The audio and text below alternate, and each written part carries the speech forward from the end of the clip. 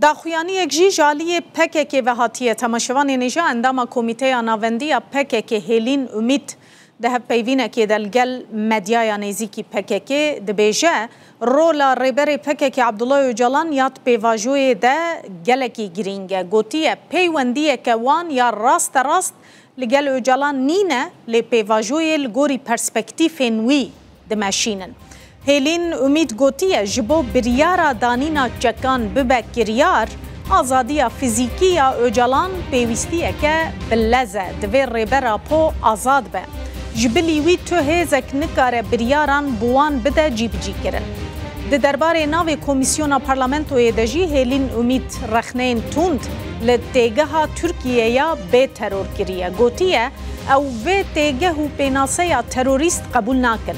تفگر آزادی تکوشینا هری روا یا دیرو که شر ناسنامه یا گلکی دایه.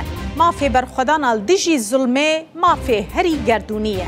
دیگه ها تروره بباوری دنابرا آلیان ده کرد که دوی وره گوهرتن. بگوتنا هیلین امید هر سیح گریلاین کوچکین خوشوتاندن و ناوی کوما آشتی و جواکا دموکراتیک لخوا کرن نهاج بو سیاستا دموکراتیک آماده کاریان دکن و چون آوان یا ترکیه جی گریدای گوهرتنین دستوری و یاساییه. او دبیجه اگر ریکفتنین دستوری هبن او وگرن ترکیه او یک نای واتیا دستبردانش تکوشینه لیتی واتیا گوهرتنا ریبازا تکوشینه.